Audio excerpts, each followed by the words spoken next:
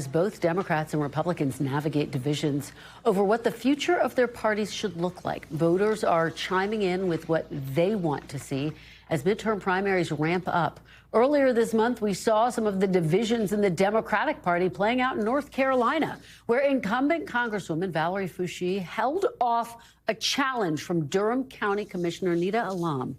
North Carolina Congresswoman Valerie Foushee joins me now, fresh off her primary win. Congratulations to you, Congresswoman. Thanks so much for being here. Thank you for having me. Thank you so much. So you effectively fended off a challenger who was trying to pit herself as the more progressive candidate. You are, of course, a member of the Progressive Caucus. You notched a single-point victory. What should the Democratic Party take away from your victory? What does it say about the state of progressivism?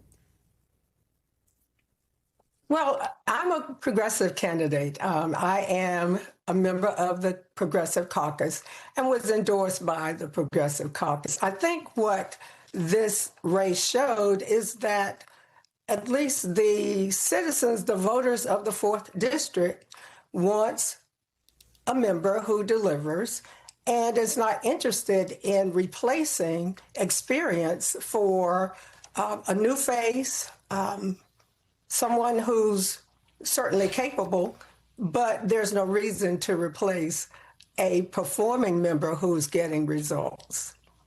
Well, in her concession statement, Commissioner Allam said you have a responsibility to earn the support of the 48% of Democrats who didn't vote for you. What is your response, and how do you plan to do that, Congresswoman?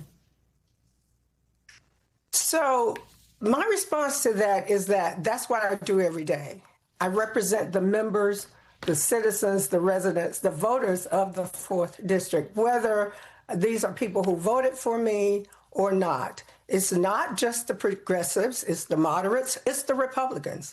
All of the citizens of the 4th District can count on me for advocating for their needs, advocating for a quality of life that they deserve, and for the values that I believe the 4th District appreciates and I share.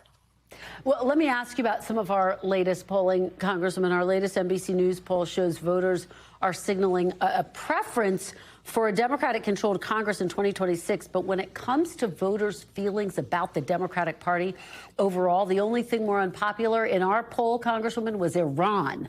Does the party have a brand problem, and how do you address it?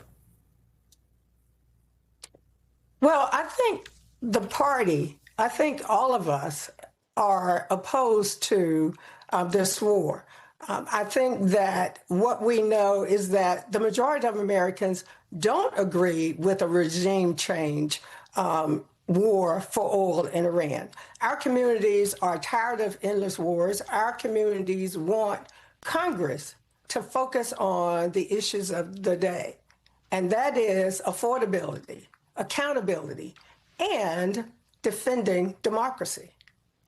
And that's what our party should concentrate on. I believe that's what you'll see should we take back the majority in 2027. Do you think that Democrats, though, do have a brand problem given the low party approval ratings that you're getting across the board?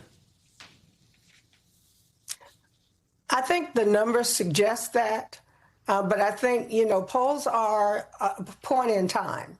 And I think as we see what this administration is doing, what Republicans are allowing the administration to carry forward, people will put their trust in change. And that change will come from the Democratic Party, particularly when the U.S. House is taken by Democrats for the majority. Let me ask you, because this all comes at a time when Democrats, Republicans are having conversations about generational change within the party. Incumbents such as yourself, Congressman Benny Thompson, have held off and fended off younger challengers this cycle. Congressman Clyburn just announced he is going to run for his 18th term. He's 85 years young. What do you say to those in the party who argue that, look, some of these more senior leaders should be making space for new voices? say this. There's another side to that. Now, there's some argument about people who stay in Congress or any other legislative body for long periods of time. Let's just be clear that I've only served 3 years in Congress. And in the middle of my second term, I don't think age is a factor. For me, it is the experience that I've gained over having served at every level of government. It is the relationships that I have built, not just within my own party, but across the aisle, to make sure that I am delivering results to the voters of the 4th District. I feel the same for Representative Clyburn and others who still have the fire in the belly to serve, the ability to serve, and the understanding of what is going on in this country and how we bring results to our respective districts. Congresswoman, I have to end by asking you about Vice President J.D. Vance. He was in your home state today talking about the economy.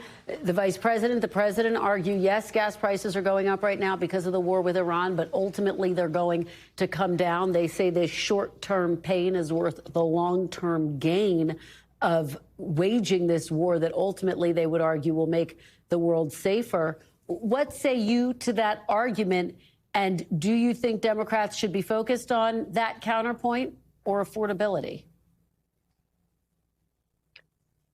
I think Democrats should be focused on affordability. It's not just about what is happening in Iran as it relates to gas, but prices have been going up steadily during the course of this administration.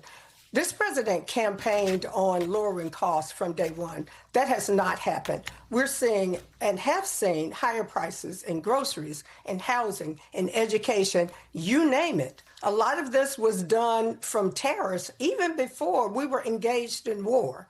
So our focus is on affordability, making sure that Americans are able to live. America is too expensive. And this is not just about having quality of life for those who are wealthy or well-connected or well-off, but it is for every American, and it starts with making America more affordable.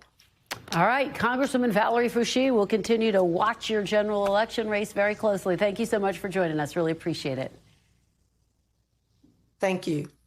We thank you for watching, and remember, stay updated on breaking news and top stories on the NBC News app or watch live on our YouTube channel.